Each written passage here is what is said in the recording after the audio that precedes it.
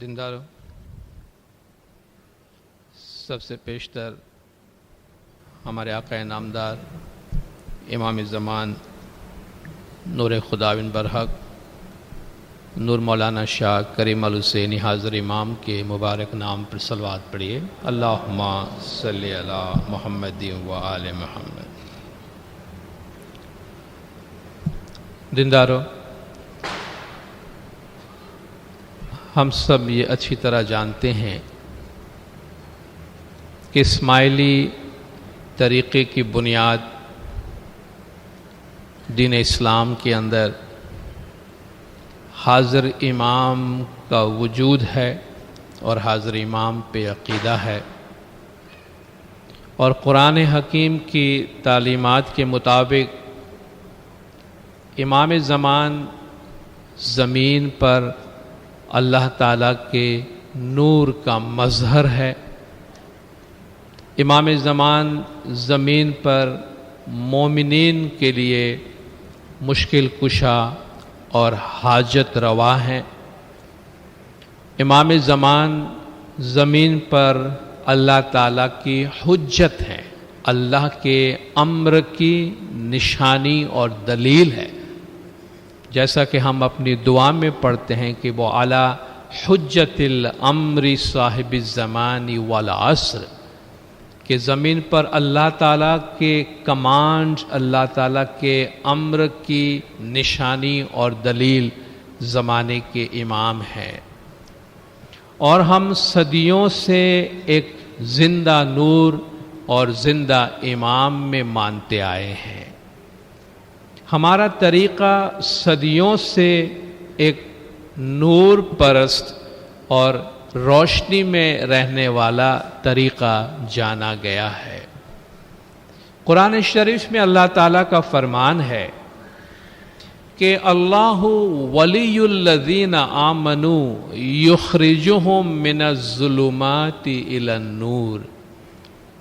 اللہ تعالیٰ مومنین کا سرپرست ہے، مومنین کا ولی ہے، جو ان کو اندھیروں سے نکال کر روشنی کی طرف لے آتا ہے، اور اندھیروں سے نکال کے روشنی کی طرف لانے کا یہ کام اللہ تعالیٰ زمین پر کس طرح کرتا ہے؟ اللہ تعالیٰ فرماتا ہے کہ الف لام را کتاب انزلناہ الیک لتخرج الناس من الظلمات الی النور۔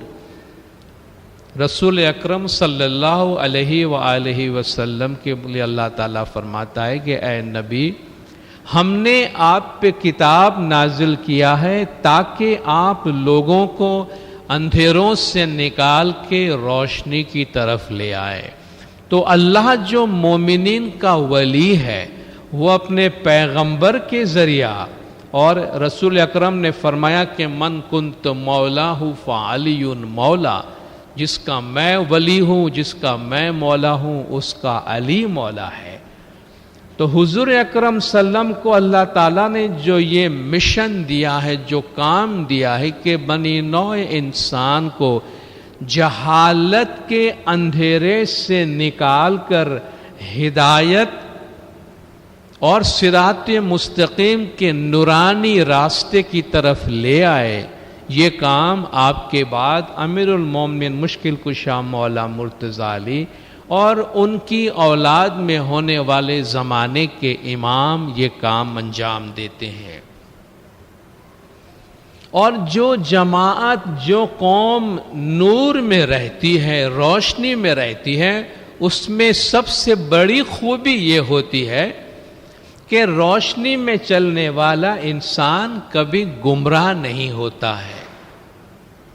اگر ہم اندھیرے میں چل رہے ہیں تو شاید ہمیں راستے کا پتہ نہ ہو کہ ہم کون سی گلی اپنا رہے ہیں، کون سی سڑک اپنا رہے ہیں، کون سا راستہ اپنا رہے ہیں، لیکن اگر ایک آدمی روشنی میں چل رہا ہے تو اس کے ذہن میں کوئی شک و شبہ نہیں ہوتا، اس کے دماغ میں جیسا گنان میں فرمایا کوئی سینسا نہیں ہوتا، اس کے دل میں کوئی ابہام، کوئی پریشانی نہیں ہوتی کہ اس کو پتا چلے کہ وہ صحیح راستے پہ چل رہا ہے یا نہیں چل رہا ہے۔ تو ہمارا طریقہ صدیوں سے ہمیں صراط مستقیم یعنی روشنی اور نور کے راستے پہ چلا رہا ہے، اور نور کے راستے پہ چلنے والا انسان جو ہے کبھی راستے سے بھٹکتا نہیں، راہ راست سے ہٹتا نہیں۔ دوسری بات دینداروں میں عرض کرنا چاہتا ہوں کہ ہمارے طریقے اور اسلام کی تعلیمات کے مطابق کہ دین اسلام اور قرآن شریف میں اللہ تبارک و تعالی انسان کی عقل کے استعمال پہ بڑا زور دیتا ہے۔ مولا نے بھی اپنے فرمان میں فرمایا کہ جو چیز انسان کو دوسرے تمام حیوانات سے ممتاز کرتی ہے، یعنی ہمیں حیوان نہیں کہا جاتا بلکہ انسان کہا جاتا ہے، ہم دوسرے حیوانوں کی طرح اٹھتے بیٹھتے چلتے پھرتے کھاتے پیتے اور افزائش نسل کرتے ہیں، اس کے باوجود ہم کو حیوان نہیں کہا جاتا۔ جو چیز ہمیں دوسرے حیوانات سے ممتاز کرتی ہے وہ عقل ہے۔ اور عقل کیا چیز ہے؟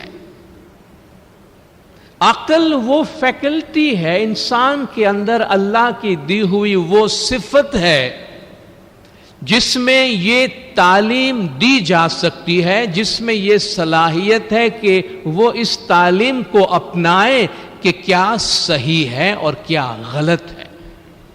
اس کے اندر اللہ تبارک و تعالیٰ نے ججمنٹ دینے کی صلاحیت رکھی ہے۔ پہلے اس سے علم دیا جاتا ہے، انسان کی عقل، انسان کے وجود میں اللہ تبارک و تعالیٰ کے علم کا تخت ہے، جس میں یہ صلاحیت ہے کہ پہلے وہ علم حاصل کر سکتی ہے اور علم حاصل کر کے اس علم کی روشنی میں ججمنٹ دے سکتی ہے، فیصلہ کر سکتی ہے کہ یہ غلط ہے، یہ صحیح ہے۔ جہاں اللہ نے عقل دی ہے وہاں اللہ فرماتا ہے کہ عقل والے آنکھوں پہ پٹی باندھ کر اپنا سر ہر جگہ پہ نہیں جھکا دیتے ہیں۔ خود اللہ تبارک و تعالیٰ نے قرآن شریف میں ایسے لوگوں کی مذمت کی ہے کہ والذین اذا ذکروا بآیات ربہم لم یخروا علیہا صما وعمیانا، جب ان کے سامنے اللہ کی آیات پڑھی جاتی ہے تو وہ بہرے اور گونگے بن کے اس کے سامنے جھک نہیں پڑتے ہیں۔ شاید ہم یہ سمجھتے ہیں کہ بہرے اور گونگے بن کے اللہ کے فرمان کے سامنے جھک جانے والا سب سے اچھا مسلمان ہوتا ہوگا، اللہ کے نزدیک سب سے زیادہ پسندیدہ ہوتا ہوگا۔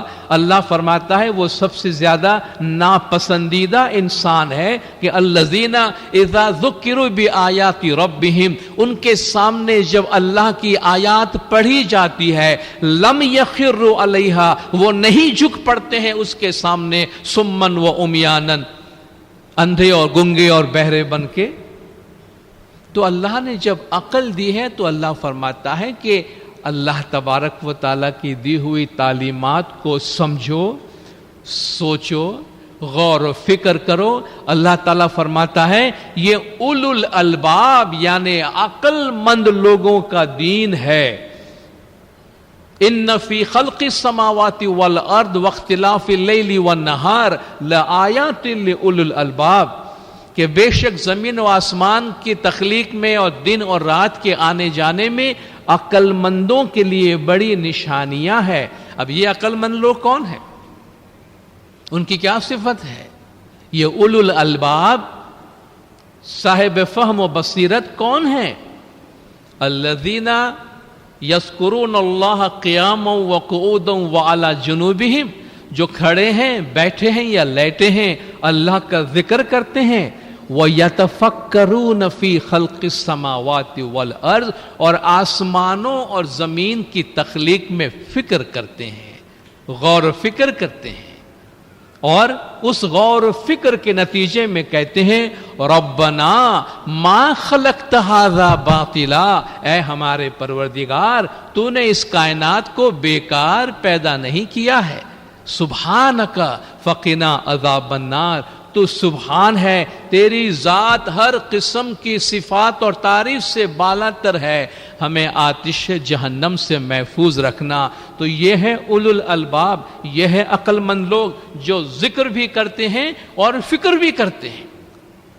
فکر سے مطلب سوچنا، غور و فکر کرنا، اور اس غور و فکر کے نتیجے میں علم حاصل کرتے ہیں اور علم کی روشنی میں صراط مستقیم پر چلتے ہیں۔ تو اللہ نے جو ہمیں عقل سے نوازا ہے اور جس عقل کی پرورش پیغمبر اور زمانے کے امام کرتے ہیں، اس عقل کا احترام کرنا چاہیے، اس عقل کا احترام اس کو استعمال کر کے کرنا چاہیے۔ آج آپ دیکھیں مولانا حضرت امام شاہ کریم الحسینی صلوات اللہ علیہ دنیا بھر میں بہترین تعلیم دینے کے لیے ان ممالک میں، خاص طور پہ جہاں غربت ہے، تعلیم کا اچھا نظام نہیں ہے، آج Maula schools of excellence Aga Khan academy کے نام سے شروع کر رہے ہیں، جہاں مولا فرماتے ہیں کہ دھرتی پر جو بہترین تعلیم حاصل کرنے کی گنجائش موجود ہے، وہ سب کے سب ہم اس ادارے میں لا کر غریب بچوں کو تعلیم دینے کی کوشش کریں گے۔ اور تعلیم کا دوسرا نام ہے عقل کو فروغ دینا، عقل کی پرورش کرنا، اور یہ انسانیت کا سب سے بڑا احترام اور انسانیت کی سب سے بڑی عزت ہے۔ رسول اکرم صلی اللہ علیہ وآلہ وسلم صلوات اللہ علیہ کا ایک بیٹا گزر گیا تو سب لوگ غمگین ہو گئے۔ اتفاقاً وہ سورج گرہن بھی ہوا، سورج گرہن بھی ہوا، جس کی وجہ سے جیسا کہ آپ جانتے ہیں جب چاند سورج اور زمین کے درمیان آ جائے تو سورج گرہن ہوتا ہے۔ جہالت کا دور تھا، علم اتنا پروان نہیں چڑھا تھا، لوگوں نے دیکھا کہ آسمان بھی دن دہاڑے سیاہ ہو گیا ہے، سورج بھی بجھنے لگا ہے۔ لوگوں نے کہا کہ دیکھو رسول اللہ کا بیٹا گزر گیا ہے تو آسمان بھی غمگین ہے، اللہ بھی اس غم میں شامل ہے، اور اگر آپ لوگوں کے حالات کو ایکسپلائٹ کرنا چاہیں، اگر آپ اس موقع کا فائدہ اٹھانا چاہیں تو اس سے اچھا موقع اور کوئی نہیں ہو سکتا تھا کہ آپ لوگوں میں جا کے اعلان کریں کہ دیکھو میں اللہ کا سچا نبی ہوں، اس کا ثبوت یہ ہے کہ میرا بیٹا گزر گیا تو سورج بھی سیاہ ہونے لگا ہے۔ لیکن جو عقل کل کا مظہر ہے، جو زمین پر عقل کی پرورش کرنے کے لیے آیا ہے، وہ عقل کی دشمنی نہیں کر سکتا۔ جب حضور اکرم کے پاس یہ بات پہنچی کہ یا رسول اللہ، لوگ کہہ رہے ہیں کہ آسمان سورج بھی آپ کے بیٹے کی غم میں آپ کے ساتھ شریک ہے، اس لیے اندھیرا ہو رہا ہے، تو حضور اکرم باہر تشریف لائے اور فرمایا کہ اے لوگوں، میرے بیٹے کی موت سے اس سورج گرہن کا کوئی تعلق نہیں ہے، یہ تو ایک نیچرل فینومینن ہے، یہ اللہ کے نظام کا ایک حصہ ہے جو وقتاً فوقتاً آتا رہتا ہے، اس کا تعلق میرے بیٹے کی موت کے ساتھ نہیں ہے، ان دونوں چیزوں کو تم آپس میں ملانا نہیں۔ آپ دیکھیں ایسی سنگین صورتحال میں بھی پیغمبر زمان انسانی عقل اور علم کا احترام کرتے ہیں، انسانی علم کا، انسان کی عقل کا احترام کرتے ہیں۔ اور آج حاضر امام بھی ہمیں کوئی ہماری حالت کو بہتر بنانے کے لیے ہمیں کوئی جادوئی چھڑی نہیں دکھا رہے ہیں۔ ہم میں سے بہت سے لوگ پریشان ہوتے ہیں، بہت سے لوگ تکلیف میں ہوتے ہیں، ہم تیسری دنیا میں غریب ملکوں میں رہنے والے لوگ ہیں، ہمارا ملک پسماندہ ہوتا ہے، ہمارا علاقہ پسماندہ ہوتا ہے، ہماری معاشی حالت دنیا کے بہت سے ممالک کے مقابلے میں اچھی نہیں ہے، اور ہم محنت کر رہے ہیں، جد و جہد کر رہے ہیں، اس راستے میں آگے سے آگے بڑھنے کی کوشش کر رہے ہیں، اور زمانے کے امام ہم کو راستہ بتاتے ہیں، اور ہماری مالی حالت کو بہتر بنانے میں جو بہترین راستہ ممکن ہوتا ہے وہ زمانے کے امام ہم کو بتاتے ہیں۔ اور یاد رکھیے، اگر کوئی آپ کو شارٹ کٹ بتاتا ہے اگر آپ کو ایسے لوگ ملتے ہیں معاشرے میں جو شاید آپ کو شارٹ کٹ بتاتے ہیں کہ ہمارے پاس آ جاؤ، ہم آپ کی مالی حالت کو اچھی بنانے کا شارٹ کٹ بتاتے ہیں، وہ آپ کو ڈبونے والے ہوتے ہیں، وہ آپ کو برباد کرنے والے ہوتے ہیں۔ انسان میں اللہ تعالیٰ نے جو بہت سی صفات رکھی ہیں، ان میں سے ایک صفت ہے جس کی وجہ سے انسان ہمیشہ گمراہ ہوتا ہے، جس کی وجہ سے انسان ہمیشہ ڈوبتا ہے، اور وہ ہے لالچ کی صفت۔ لالچ کی صفت، کام، کرودھ، لوبھ، موہ، مد، جو ہمارے پیروں نے 5 بری صفات کے جس سے بچنے کو کہا ہے، اس میں سے ایک ہرس ہے، لالچ ہے۔ مانگنے والے کا، لینے والے کا پیٹ کبھی نہیں بھرتا۔ اللہ فرماتا ہے قرآن شریف میں کہ الہاکم التکاثر حتی زرتم المقابر، زیادتی کی چاہت نے تمہیں گمراہ کر دیا، اور لاؤ اور لاؤ اور لاؤ کی چاہت نے تم کو گمراہ کر دیا، یہاں تک کہ تم قبر میں جا پہنچے ہو۔ تو یہ لالچ جو ہے انسان کے اندر اللہ نے جو رکھی ہے، ایک صفت ہے، اس سے ہمیشہ بچتے رہیے گا۔ لالچ نے بہتوں کو ڈبایا ہے۔ راتوں رات اپنے سارے مسائل حل کرنے کی خواب نہ دیکھیں، راتوں رات امیر بن جانے کی خواب نہ دیکھیں۔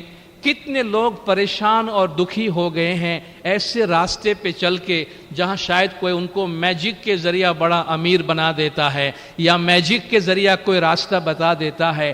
دینداروں، اگر ایسی کوئی جادو کی چھڑی دنیا میں موجود ہوتی تو امام کے لیے یہ کام کرنا بڑا آسان تھا کہ راتوں رات اپنے مریدوں کی حالت بہتر کر دیتے۔ مگر دیکھیے، ایسی مشکل صورتحال میں بھی امام ہمیں وہ راستہ بتاتے ہیں جو لاجیکل ہے، جو سچا ہے، جو لیجیٹیمیٹ ہے، اور جو سیدھا ہے۔ اس کا کوئی آلٹرنیٹیو نہیں ہے۔ اس کے جو آلٹرنیٹیوز اگر ہم ڈھونڈتے ہیں اور کوئی راستہ، تو وہ ان ایتھیکل ہے، غیر اخلاقی ہوتے ہیں، غیر قانونی ہوتے ہیں۔ چترال میں بھی امام نے فرمایا بڑی غربت ہے، بڑا پسماندہ علاقہ ہے، لیکن مولا نے ان کو بھی فرمایا تمہاری مالی حالت کو بہتر بنانے کا راستہ یہ ہے، تعلیم حاصل کرو۔ امام نے کوئی چھو منتر کر کے راتوں رات ان کو تعلیم یافتہ نہیں بنا دیا۔ مولا نے کوئی جادو کی چھڑی کے ذریعہ ان کی زمین کو زرخیز اور آباد نہیں کر دیا۔ امام سیدھی صاف باتیں کرتے ہیں، تعلیم حاصل کرو، آپس میں مل کر کام کرنے کی کوشش کرو، آپ کے معاشرے میں جن چیزوں کی ضرورت ہے ان میدانوں میں جانے کی کوشش کرو، بچت کرو، دکھاوے سے پرہیز کرو۔ یہ لاجیکل راستے ہیں۔ اس کے علاوہ دنیا میں اور کوئی راستہ نہیں ہے کہ انسان محنت کے بغیر راتوں رات اپنے مسائل بھی حل کر لے اور مالی طور پہ اپنے آپ کو بہت مضبوط کر لے۔ تو یہ جو گمراہ کرنے والے راستے ہیں جو ہمارے اندر سے بھی پیدا ہوتے ہیں اور ہمارے معاشرے میں بھی پیدا ہوتے ہیں، امام زمان ہمیں ان چیزوں سے بچاتے ہیں۔ تو مولا نے ہمیں عقل دی ہے۔ جن لوگوں کے پاس مذہبی معاملات میں اور دین پہ چلنے کے معاملات میں عقل کے استعمال کرنے کی بہت زیادہ آزادی نہیں ہے، وہ لوگ اگر راہ راست سے بھٹک کے ادھر ادھر چلے جاتے ہیں تو چلو کوئی سمجھ میں آتی ہے بات کہ ان کے پاس ہدایت نہیں ہے، مگر زمین پر اللہ کے نور کو فالو کرنے والے اسماعیلی جماعت، حاضر امام کا دامن تھامے ہوئے جو لوگ چلتے ہیں، وہ جب ان چیزوں کی طرف تانک جھانک کرنا شروع کرتے ہیں، صراط مستقیم چھوڑ کر ادھر ادھر کی گلیوں میں گھسنے لگتے ہیں، تو حیرت بھی ہوتی ہے، افسوس بھی ہوتا ہے، دکھ بھی ہوتا ہے۔ اور امام زمان کی طرف سے جو ہدایات اور فرمان ہیں وہ ان تک پہنچانے کی ضرورت بھی محسوس ہوتی ہے اور پہنچانے کو جی بھی چاہتا ہے۔ اپنے طریقے پر مضبوطی سے عمل کرے، صراط مستقیم کی جو تعلیمات زمانے کے امام ہم کو دے رہے ہیں، ہم ان تعلیمات پہ چلنے کی کوشش کریں۔ ایک اور نقطہ اس حوالے سے یاد رکھیے دینداروں کہ ہم دنیا میں رہ رہے ہیں، اس دنیا کی حقیقت کو سمجھنے کی کوشش کریں۔ دنیا میں کہیں بھی کوئی بھی جگہ تکلیف اور مشکلات سے خالی نہیں ہے۔ تکلیف، مشکلات، بیماری، بلا، آفتیں، کاروبار میں نقصان، دوسرے مسائل، یہ دنیا میں ہمیشہ سے رہے ہیں اور یہ چیزیں دنیا میں رہنے والی ہے۔ مولا نے فرمایا ہماری تمام تر دعا و برکات کے باوجود اس دنیا پر سے دکھ، تکلیف اور مشکلات ہمیشہ کے لیے دور نہیں ہوئے ہیں، اور آپ میں سے ہر ایک کو اپنے اپنے حصے کی تکلیف اور مشکلات برداشت کرنا پڑے گی۔ پھر بھی ہماری دعا ہے کہ امام زمان کی شفقت اور دعاؤں سے آپ پہ کم بوجھ پڑے، مگر امام نے فرمایا یہ دنیا ہے، اس دنیا کے واسطے یاد رکھنا چاہیے کہ یہاں ہر ایک کو اپنی تکلیف کا حصہ بھگتنا پڑتا ہے۔ تو یہ دنیا کے جو ہمارے حالات ہیں، ان حالات کے ساتھ ذرا سمجھوتا کرنا بھی سیکھیں، صبر کرنا بھی سیکھیں، چیزوں کو ایکسپٹ کرنا سیکھیں کہ دنیا کی ہر چیز راتوں رات ہماری مرضی کے مطابق تبدیل نہیں ہو جاتی ہے۔ دنیا کی بہت ساری چیزوں کو ایکسپٹ کرنا پڑتا ہے، قبول کرنا پڑتا ہے، سمجھوتا کرنا پڑتا ہے، اور اس سمجھوتے کے ساتھ ساتھ سب سے بڑی چیز مذہب کی جو ہماری مضبوطی اور طاقت ہے، اس مضبوطی اور طاقت کو اپنے ساتھ رکھنا چاہیے۔ انسان جب طاقت کے سورس سے اپنا رشتہ ختم کر دیتا ہے تب کمزوری محسوس کرنے لگتا ہے، اور جب کمزوری محسوس کرنے لگتا ہے تو ادھر ادھر کے سہارے ڈھونڈنے کی کوشش کرتا ہے۔ ہم اپنے آپ سے پوچھیں کہ ہم اپنے مذہبی تعلیمات پر اور امام زمان کے دی ہوئے راستوں کو کتنے مضبوطی سے پکڑتے ہیں۔ ایک شخص روزگار کی تلاش میں تھا اور کافی لوگوں کے پاس وہ گیا کہ اسے کہیں سے کوئی راستہ ملے، روزی روزگار کا کوئی ذریعہ مل جائے۔ تو ایک آدمی کے پاس گیا، اس نے کہا میں تمہیں کام دے سکتا ہوں اگر تم محنت کر سکتے ہو۔ کہا محنت تو میں کر سکتا ہوں۔ اس نے کلہاڑی دی اسے درخت کاٹنے کے واسطے، یہ کلہاڑی لے جاؤ، دیکھو جتنے درخت زیادہ کاٹو گے اتنا تمہارا فائدہ ہے، تمہیں اتنی اچھی روزی ملے گی۔ کہا اچھی بات ہے، بہت جوش میں آ گیا کہ یہ تو بڑا اچھا کام ہے، میں محنت بھی کرنے والا ہوں، محنت کروں گا اور کمائی ہوگی۔ پہلے دن لگ گیا کام پہ، بڑی محنت کی، 15 درخت کاٹ ڈالے ایک دن کے اندر، بڑا انتھوزیاسٹک ہے، بڑا جوش میں، میرا کام بڑا اچھا ہوا۔ 2-3 دن کام اس طرح چلا۔ چند دنوں بعد محسوس ہوا کہ اب وہ مشکل سے 10 درخت کاٹ سکتا ہے۔ کچھ دن اور گزرے، 10 میں سے 8 پہ آ گیا، 8 میں سے 7 پہ آ گیا، 6 پہ آ گیا۔ تو اپنے مالک کے پاس واپس آیا کہ کیا میں بیمار ہو گیا ہوں یا میری جسمانی طاقت مجھ سے چلی جا رہی ہے، میں کمزور ہوتا جا رہا ہوں۔ میں جب آیا تھا تو میں 15 درخت کاٹ رہا تھا، آج صبح سے رات تک محنت کرتا ہوں، میں مشکل سے 6 درخت کاٹا ہوں۔ میرے ساتھ کچھ پرابلم ہے، آپ مجھے بتائیں میں کیا کروں۔ تو مالک نے پوچھا کہ کلہاڑی کو پچھلے کس وقت تم نے اس کو پھر سے دھار کیا تھا؟ کلہاڑی جو سے میں نے تم کو دی ہے اس کے بعد اس کو تیز بھی کیا ہے یا نہیں؟ کہتا ہے وہ کیا ہوتا ہے؟ کہ یہ کلہاڑی میں نے تمہیں درخت کاٹنے کے واسطے دی، اس کا ایک دھار ہوتا ہے، اس دھار سے تم درخت کاٹتے ہو۔ جب میں نے تم کو دیا تھا بالکل دھار کیا ہوا تھا، اس کو وقتاً فوقتاً دھار کرنا پڑتا ہے، اس کی دھار کمزور پڑ گئی ہے۔ تب جا کے اس کو سمجھ میں آیا کہ صرف محنت کافی نہیں ہے، صرف میری باڈی کی طاقت لگانا کافی نہیں ہے، جو اوزار میں استعمال کر رہا ہوں اس کا بھی آرڈر میں ہونا، اس کا بھی پورے دھار میں ہونا ضروری ہے.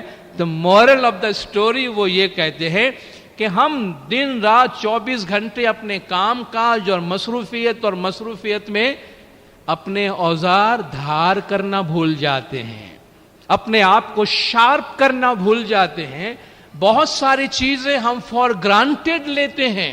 شاید آج سے 10-15 برس پہلے ہم جتنی اہمیت اپنی دعا کو، اپنی تسبیح کو، جماعت خانے کی حاضری کو، ذکر و فکر کو دیتے تھے، شاید آج ہم نہ دے سکتے ہو یا نہیں دیتے ہو. اور پھر ہم کہتے ہیں ہمارے پرابلم سالو نہیں ہوتے ہیں، ہمیں مسائل سمجھ میں نہیں آ رہے ہیں، کیا ہو رہا ہے. اگر ہم عبادت بندگی کے ذریعے اپنے آپ کو شارپ نہیں کریں گے تو ہمارے کام کاج میں وہ شارپنس نہیں رہے گی. تو جس طرح اس اوزار کو ہر روز دھار کرنے کی ضرورت ہے، یہ مولا کا گھر ہے. صبح شام یہاں آنے سے ہمارا ایمان ریفائن رہتا ہے، ہماری عقل ریفائن رہتی ہے، اس پہ زنگ نہیں لگتے ہیں، وہ بلنٹ نہیں ہو جاتے ہیں، ڈل نہیں ہو جاتے ہیں. چیزوں کو سمجھنا ہمارے لیے آسان ہوتا ہے. اس لیے مولا نے فرمایا باقاعدگی سے پریکٹس کرو. جماعت کے درمیان اٹھ کے زمانے کے امام فرماتے، ہماری سمجھ میں یہ نہیں آتا کہ جس امام کا دامن ہم تھامے ہوئے ہیں، جس امام کو ہم فالو کر رہے ہیں، دبئی کے جماعت خانے میں اتنا بڑا دربار میں مولا جماعت کے بیچ میں فرماتے ہیں کہ اگر آپ کسی لحاظ سے تکلیف یا مشکلات میں ہیں تو مولا فرماتے اپنی تسبیح لیجئے، اپنی تسبیح لیجئے، یا اللہ یا محمد اور یا علی کی تسبیح پڑھیے. اس سے زیادہ ہم کیا توقع رکھتے ہیں کہ زمانے کے امام ہمیں بتائیں کہ آپ مشکلات میں، تکلیف میں، آفتوں میں اپنے آپ کو امام کے ذکر سے، اللہ کے ذکر سے طاقتور رکھیں، مضبوط رکھیں. جب یہ مضبوطی نہیں رہتی، ادھر ادھر جانے کا جی چاہتا ہے، ادھر ادھر جانے کا شوق آتا ہے. اور ہمیں دینداروں نہیں معلوم کہ ہم جس زمانے سے اور جس دور سے گزرتے ہیں. ہمارے پیروں نے اس دور کو اپنے گنان میں جس طرح اس کو پیش کیا ہے، اس وقت کے فلسفے کے مطابق اس سے کلجگ کہا جاتا ہے. کلجگ کا مطلب یہ ہے آخری زمانہ جس میں مذہب بہت تھوڑا رہ جاتا ہے. ہندو فلسفے کے مطابق اس دور کو 4 جگوں میں تقسیم کیا گیا ہے: کرتا جگ، تریتا جگ، دوآپر جگ اور کل جگ. کرتا جگ جس کو ست یگ کہتے ہیں، جس میں اتنی اچھائی ہے کہ آپ دن رات ڈھونڈنے جائیں تو بھی کوئی برا انسان یا کوئی بری چیز آپ کو نہیں ملے گی، برائی نہیں ملے گی. اس کے مقابلے میں کل یگ ایسا ہے کہ آپ دن رات محنت کریں تو اچھا انسان اور اچھائی ڈھونڈنے میں آپ کو محنت کرنی پڑتی ہے. یہ بڑا ڈیفیکلٹ ٹائم ہے، اس میں اپنے ایمان کو سنبھالنا بڑا مشکل ہے. ایک درویش نے خواب دیکھا رات کو، اور اس خواب میں اس نے دیکھا کہ چند درویش ہے جو ایک دریا کنارے، ندی کنارے کھڑے ہیں اور اپنے پرواز کے ذریعہ وہ دوسری طرف جانے کی کوشش کرتے ہیں. بعض اوقات تشبیہی پیغاموں میں ہمارے لیے بہت اہم میسج ہوتا ہے. تو پہلا جو درویش ہے وہ تو بس یوں اڑا اور اڑ کے دوسرے کنارے چلا گیا. دوسرا درویش اڑنے لگا، آدھے راستے میں گیا تو پانی میں گرنے لگا، مگر تھوڑی سی محنت کی اور اڑ کے دوسرے کنارے پہنچ گیا. تیسرا بھی اڑا کہ نہیں اڑا، پانی میں گرا، نکلا پھر گرا، نکلا پھر گرا، مگر گرتے پڑتے آخر وہ کنارے پہ پہنچ گیا. تو صبح خواب سے بیدار ہو کر یہ اپنے مرشد کے پاس جاتا ہے کہ آج میں نے یہ عجیب سا خواب دیکھا ہے. 3 درویشوں کو دیکھا جو اس طریقے سے دریا کو عبور کر رہے ہیں. ایک بڑے آرام سے گزر گیا، دوسرا مشکل سے، اور تیسرا جو ہے وہ گرتے پڑتے پہنچا. اس نے کہا دیکھو یہ دنیا سے نجات حاصل کرنے کا راستہ ہے. جو پہلے درویش کی بات کرتے ہو وہ پچھلے زمانے کا درویش تھا. وہ اس زمانے کے لوگ تھے کہ جس میں اچھائیاں تھی تو لوگوں کو روحانی پرواز کے لیے محنت کرنے کی ضرورت نہیں پڑتی تھی. دوسرے زمانے کے لوگ جو درمیانی دور کے تھے تھوڑی سی محنت کر گئے تو پار نکل گئے. تیسرا درویش ہے، وہ کہتے ہم اور آپ اس زمانے کے لوگ ہیں جہاں ہم قدم قدم پہ گرتے ہیں.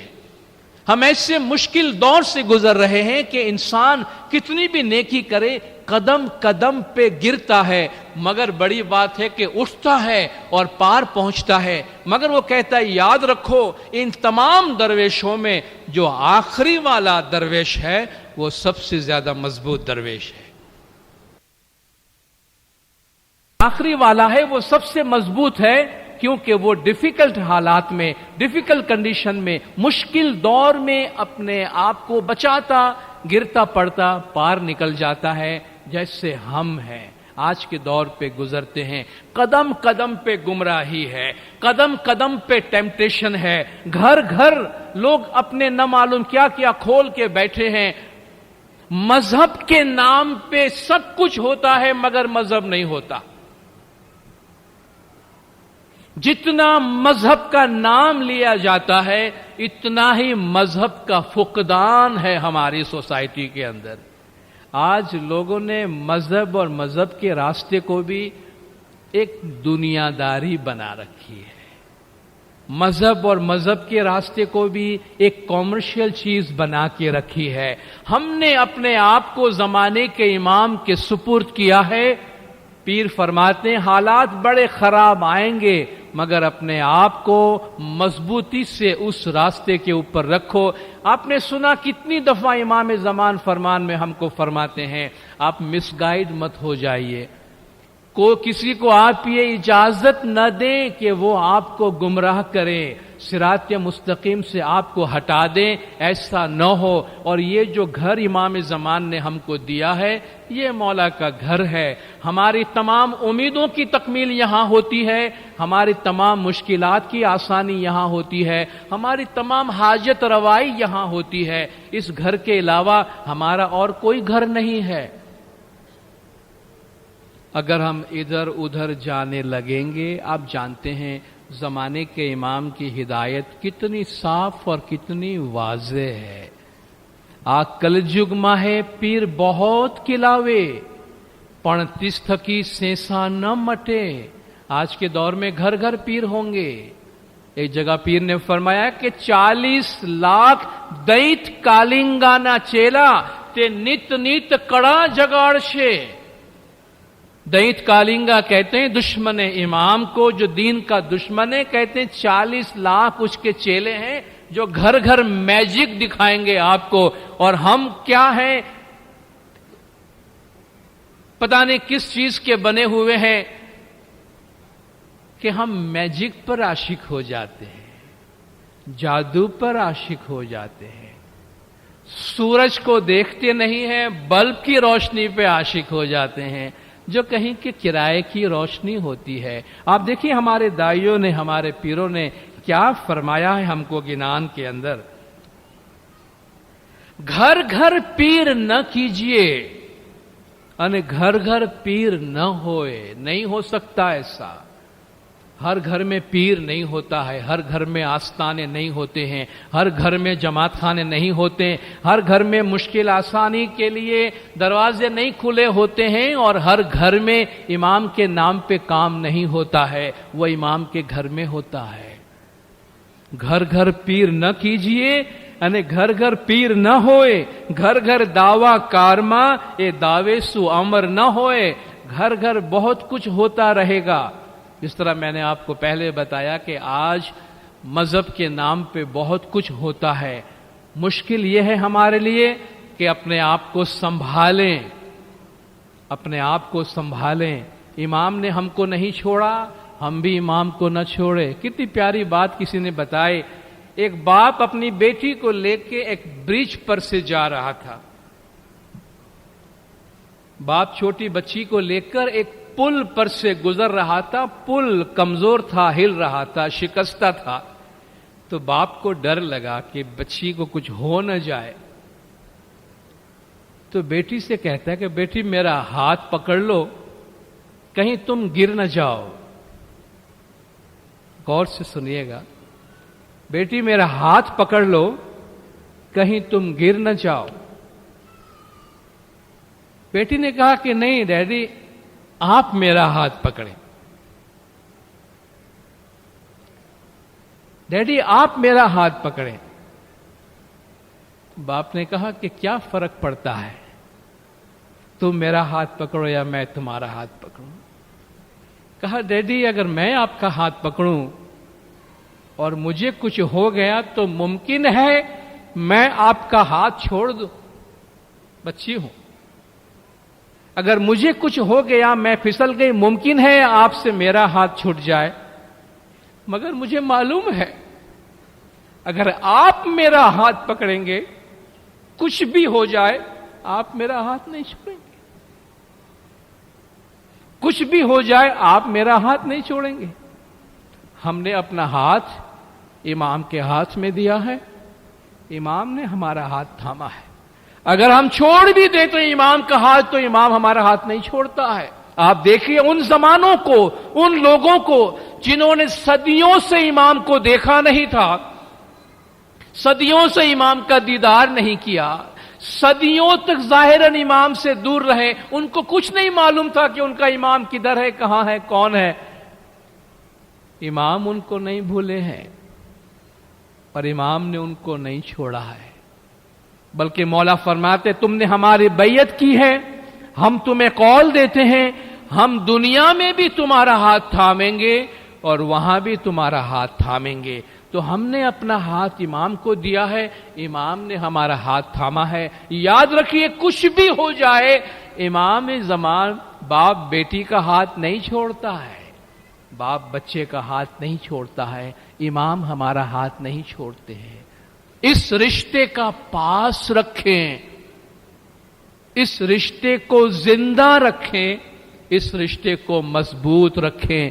ادھر ادھر یہاں وہاں دوسروں کے گھروں میں جا کر ایسی رسومات میں اپنے آپ کو انوالو کریں گے جو ہماری نہیں ہے, جن کے لیے ہم کو امام بھی منع فرماتے ہیں, ادارہ بھی منع فرماتا ہے, اس سے ہم اپنے آپ کو سوائے دکھی اور پریشان کرنے کے اور کچھ بھی نہیں کریں گے. آگے فرماتے ہیں پیر پیغمبر جگما ہے بہت کلاوے تے نہ پورے منی. آج زمانے میں ایسے بہت سے پیر آپ کو مل جائیں گے مگر آپ کے پرابلم سالو نہیں ہوں گے.